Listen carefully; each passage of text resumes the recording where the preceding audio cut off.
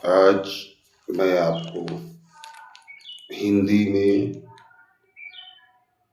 बहुत ही इम्पॉर्टेंट पद्यांश पढ़ाने जा रहा हूँ।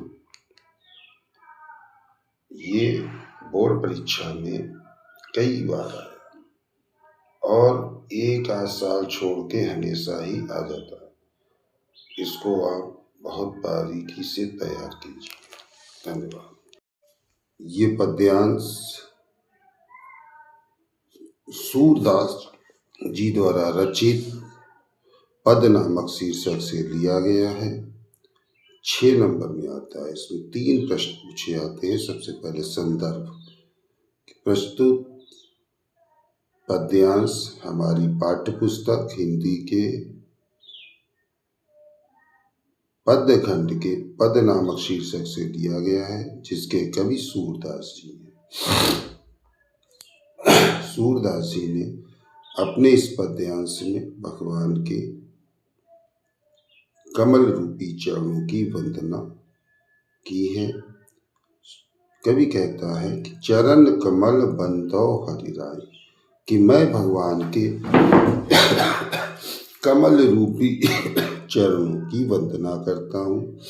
और जाकी कृपा पंगु गिर लंघे, अंधे को सब कुछ दर्शाई, जिसकी कृपा से लंगड़ा व्यक्ति भी पहाड़ को लांघ जाता है और अंधे व्यक्ति को सब कुछ दिखाई देने लगता है। ये अंधे को सब कुछ दर्शाई। सूरदास जी जन्मता अंधे थे और उन्होंने अपना ये अनुभव जो उनकी लाइफ का था उसको लिखा है। इसके पीछे एक कहानी है। एक बार सूरदास जी जंगल से जा रहे थे और एक अंधेरे सूखे कुएं में गिर गए। तो वहाँ 3 दिनों तक वो भूखे प्यासे पड़े रहे और उन्होंने भगवान कृष्ण की आराधना की।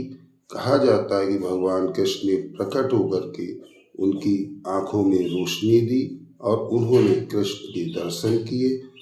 जब भगवान ने उनसे कहा तुमको यहाँ से निकाल दे, तो उन्होंने कहा कि मैं अब इस संसार में कुछ भी देखना नहीं चाहता हूँ। मैंने आपके साकार रूप के दर्शन किए हैं, कृपया मेरी आँखों से ये रोशनी ले लीजिए। उसके बाद वो पुनः अंधे हो गए। इसलिए उन्होंने लिखा कि जाकी कृपा पंगु गिर लंघे, जिसकी कृपा से लिंगड़ा व्यक्ति भी पहाड़ लांघ जाता है और अंधे व्यक्ति को सब कुछ दिखाई देने लगता है। ये उनका लाइफ का एक्सपीरियंस था कि बहिरो सुने, बहरा व्यक्ति सुनने लगता है, गूंग पिनी बोले, और गूंगा व्यक्ति पुनः बोलने लगता है, रंग चले सिर छत्र धराए, और गरीब व्यक्ति सिर पर छत्र धरा कर यानी कि धनवान बन जाता है।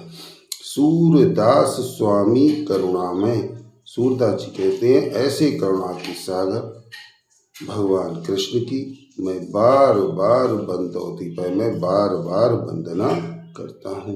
ये सूरदास जी हैं। और चरण कमल बंदो हरिराई, चरण कमल में रूपक अलंकार है। बेटा ये पद्यांश बहुत ही इम्पॉर्टेंट है। इसको आप तैयार कर लीजिए और इसको पढ़ते रहिए। ये बोर्ड परीक्षा में आ सकता है। 100% चांस है इसके इस बार।